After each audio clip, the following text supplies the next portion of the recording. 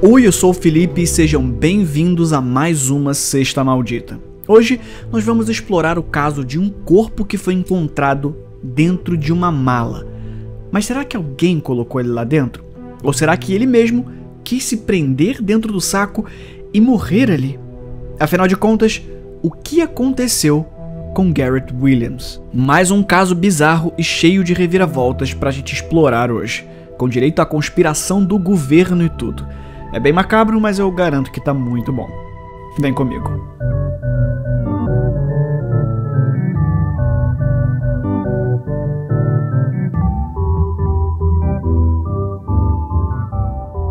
Em 23 de agosto de 2010, a polícia fez uma visita a um apartamento na Alderney Street, em Londres. O lugar era propriedade do estado, mas em posse do MI6. O MI6 é o serviço secreto de inteligência do governo britânico. É como a CIA dos Estados Unidos ou a nossa ABIN. Naquele apartamento morava Garrett Wynne Williams, um matemático galês de 31 anos que trabalhava para a sede de comunicação do governo britânico, uma subsidiada do MI6. O pouco que se sabe sobre o homem é que seu trabalho envolvia criptografia. Ele era responsável por decifrar códigos e encriptação. Seu trabalho na inteligência britânica se interligava com a Agência de Segurança Nacional Americana, a famosa NSA, que chegou a espionar políticos brasileiros. Ele estava envolvido num trabalho que tentava rastrear rotas de lavagem de dinheiro usada por células da máfia russa. Era um esquema gigantesco de lavagem de dinheiro e evasão de divisas. Naquela manhã de segunda-feira, colegas de trabalho acionaram a polícia depois de ele não aparecer para trabalhar por dias. Era cerca de 20 para as 5 da tarde e o cheiro na entrada já denunciava que tinha alguma coisa errada. Sem qualquer resposta de alguém lá dentro, os policiais decidiram entrar. Parecia um apartamento normal, bem arrumado. Nada tinha sido roubado e a porta estava trancada. Nenhum sinal de outra pessoa. Eles procuraram por Garrett em todos os cômodos até chegar no banheiro. Lá, se depararam com uma banheira sem água. Dentro da banheira, havia apenas uma bolsa esportiva vermelha da marca North Face. E dentro da bolsa, um corpo humano em decomposição. O homem nu dentro da bolsa era Garrett Williams, um ex-agente secreto do governo inglês. E esse era o início de um caso bem bizarro.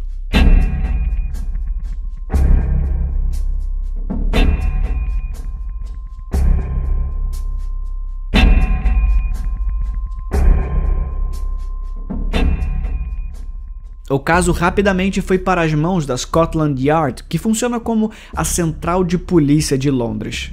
E havia alguns detalhes sobre esse caso que deixaram os policiais com mais perguntas do que respostas. Primeiro que, antes mesmo da investigação começar, uma reunião às pressas foi convocada. Precisavam definir com cuidado quem lideraria o caso. Como eu disse anteriormente, o trabalho de Williams estava demarcado como ultra secreto e envolvia uma porção de agentes do FBI. A investigação teria que correr em colaboração com o governo americano. O ministro das Relações Exteriores, William Hogg, colocou um certificado de imunidade ao interesse público na investigação. Ou seja, nenhuma informação descoberta poderia vir a público provisoriamente. Ainda assim, o FBI deu início a uma investigação paralela. Como demonstrado pela legista Fiona Wilcox, os exames deixavam claro que Williams tinha morrido nas primeiras horas de 16 de agosto, cerca de uma semana antes do seu corpo ser encontrado. A última vez em que ele foi visto com vida foi em 15 de agosto. Não havia qualquer sinal de lesão no seu corpo, nada que demonstrasse que ele entrou em luta corporal ou algo do tipo. Os exames de sangue não apresentaram qualquer sinal de álcool ou outras drogas recreativas. Era impossível determinar com certeza a causa da morte. mas alguns patologistas afirmaram que ele provavelmente sofreria com hipercapnia em menos de 3 minutos dentro daquela bolsa. A hipercapnia é a condição em que você aspira muito dióxido de carbono e aumenta o nível no seu sangue. O resultado seria dificuldade para respirar e confusão mental. A opção mais provável passou a ser sufocamento. Na época correram inúmeros boatos de que ele havia sido esfaqueado, mas todos os laudos apontam para nenhum tipo de lesão externa que tivesse provocado a morte. O máximo que a investigação conseguiu descobrir é que a morte não tinha sido natural e provavelmente foi planejada com antecedência. Mas esse veredito ainda seria questionado. Ele provavelmente entrou na bolsa ainda vivo, já que seria extremamente difícil manejar um cadáver e colocá-lo na posição específica em que ele foi encontrado. Em uma de suas mãos foi encontrado um fio de cabelo que não pertencia a ele. Na época, isso não foi muito útil porque seria praticamente impossível extrair o DNA sem a raiz. Mas em 2021, essa evidência retornou com o avanço da tecnologia e novos exames foram feitos. Porém, nenhuma informação a respeito se tornou pública até o momento da gravação desse vídeo. Mais tarde, a família do falecido começou a levantar suspeitas a respeito da integridade dessa investigação. Em laudo apresentado pela família através de seu advogado, os testes de DNA propostos pela Scotland Yard estavam contaminados com o DNA de outras 2 pessoas, os próprios legistas que examinaram o corpo. Havia evidências de que uma terceira parte voltou ao apartamento depois do ocorrido para destruir evidências, pelo menos segundo o advogado da família. Algumas fontes afirmam que os protetores usados pela polícia para caminhar numa cena de crime sem contaminá-la e que tinham sido deixados por lá tinham sido mudados de posição pouco tempo depois da polícia abandonar o local. Resumindo, tudo muito esquisito. A teoria é de que alguém tenha escalado pela lateral do prédio e entrado na casa através da claraboia, o que justificaria o fato de nenhuma fechadura ter sido arrombada. Segundo Fiona Wilcox, o homem tinha sido morto, porém admitiu que boa parte dessa história permaneceria um mistério. A polícia insistia que a morte tinha sido acidental. Mas a parte mais estranha é que, por mais que a bolsa em que o corpo foi encontrado estivesse fechada por fora, a chave estava do lado de dentro, junto com o homem.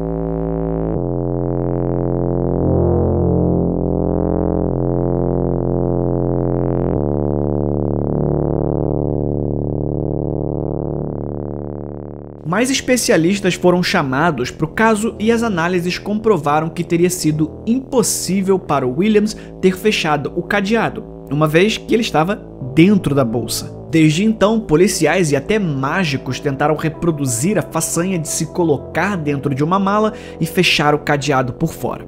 É obviamente impossível. Até porque as análises demonstraram que não havia impressões digitais no cadeado. E vocês lembram da Fiona Wilcox? Ela também foi a legista que examinou o corpo de William Brooksmith, um auditor da Deutsche Bank, justamente quando o banco estava sob uma mega operação no combate de lavagem de dinheiro. A família garante que Brooksmith nunca pareceu ansioso ou deprimido, e ainda assim, ele se matou, ou se matou. Fiona declarou que eram claras as intenções suicidas por causa dos bilhetes de aviso que o homem tinha deixado para a família, mas nunca deu mais detalhes do que isso. O Deutsche Bank supostamente lavava dinheiro para russos. Obviamente, a possibilidade de a morte de Garrett Williams ter sido arquitetada por mafiosos russos foi levantada inúmeras vezes. E tentando não colocar a carroça na frente dos bois, mas já colocando, vamos avançar um pouco no tempo. Vamos sair de 2010, que foi quando aconteceu o caso, e vamos para 2015, porque foi em setembro e outubro desse ano que um ex-espião da KGB decidiu comentar o caso. A KGB era o serviço secreto de inteligência da antiga União Soviética, e o ex-agente em questão era Boris Karpyshkov, um homem que consta em uma suposta lista russa de inimigos do Estado a serem executados. Segundo ele, Williams teria sido morto pelo serviço de inteligência russo depois do matemático ter recusado os convites para ser um agente duplo e ceder informações ao governo de Vladimir Putin.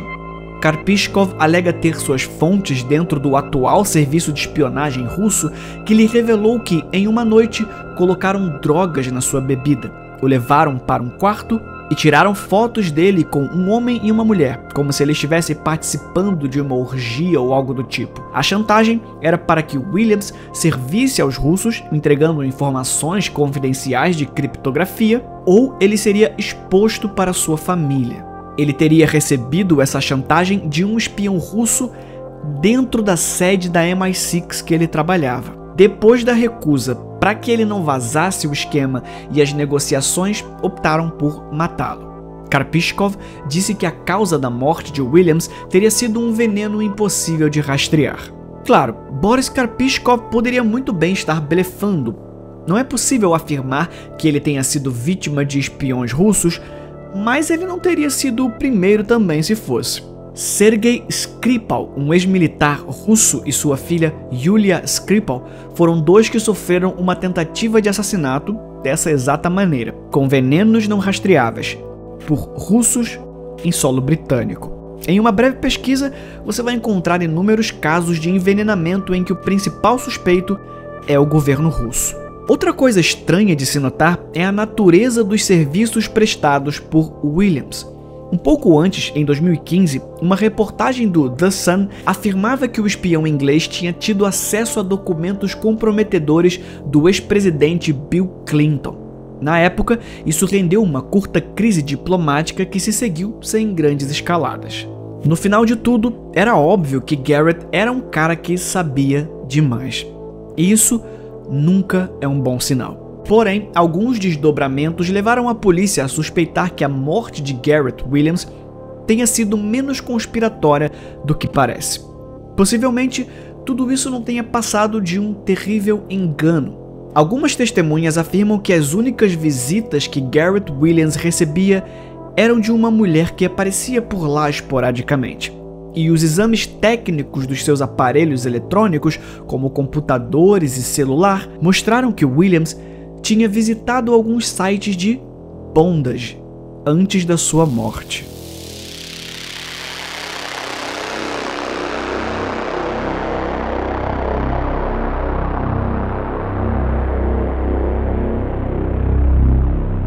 O bondage é uma prática fetichista dentro do BDSM que envolve a imobilização do parceiro através de amarras. Alguns definem o bondage como uma prática comum da claustrofilia, prazer em ser colocado em lugares pequenos e fechados. A própria legista afirma que o homem realmente visitou sites do tipo, mas que as visitas não eram com frequência o bastante para afirmar que aquilo era de fato uma área de interesse específico dele. 3 anos antes de ser transferido pelo MI6, em 2007, Williams tinha alugado um anexo como um sótão da casa acima do casal Jennifer e Brian Elliott. O casal disse à polícia que o homem era bem reservado e muito bem educado, mas que certa vez protagonizou uma cena muito estranha, e que talvez ajudasse a entender tudo o que aconteceu. Era 1h30 da manhã quando os dois ouviram gritos vindos de cima. Era Garrett Williams pedindo socorro. Eles correram assustados para ver o que acontecia e encontraram o homem vestindo somente uma cueca boxer, deitado na cama, com as mãos e os tornozelos amarrados na cama. A senhora Elliott disse que ele não parecia excitado nem nada similar, não parecia qualquer tipo de prática sexual. Ele parecia apavorado, completamente envergonhado, desconfortável com a situação. O casal perguntou o que tinha acontecido enquanto cortavam os panos que o prendiam na cama, e ele insistiu que não era nada demais. O Sr. Elliott insistiu: "O que é isso que você está fazendo?" E ele respondeu: "Eu tô tentando me soltar." Aparentemente, o homem era obcecado com a ideia de conseguir se soltar e escapar de situações do tipo. Uma prática comum entre mágicos e performistas, conhecida como escapismo.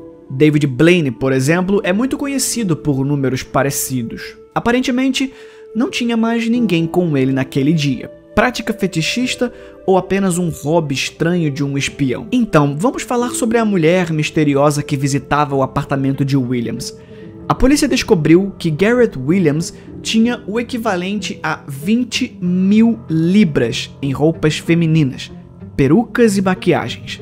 Além dos sites de bondage, o homem tinha visitado sites de roupas femininas de grife. Apesar da polícia usar isso como um indício de que a sua morte tivesse sido causada por alguma aventura no BDSM com péssimos cálculos, alguns especialistas, como o investigador forense Peter Faulding, apontam que toda a indumentária feminina indica que Williams teria trabalhado como um espião, vestido de mulher.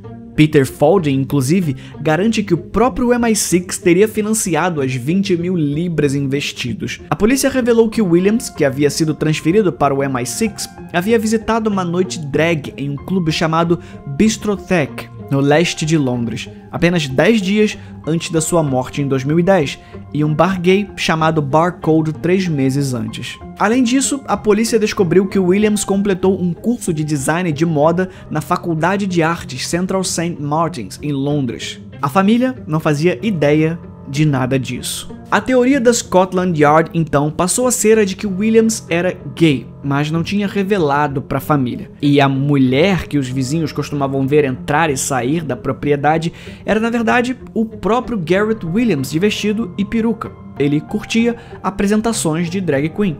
Ele possivelmente se envolveu com alguma pessoa, talvez um garoto de programa, que como parte do fetiche o trancou na mala e, por algum motivo, não voltou mais. Enquanto isso, a família de Williams, bastante conservadora, criticou os rumores que sugeriam que o homem morto estava envolvido em práticas sexuais arriscadas ou que fosse gay. Em um comunicado, eles disseram que a especulação ligando o funcionário do serviço secreto a um garoto de programa e fetiches como bondage apenas aumentavam a angústia de tudo aquilo.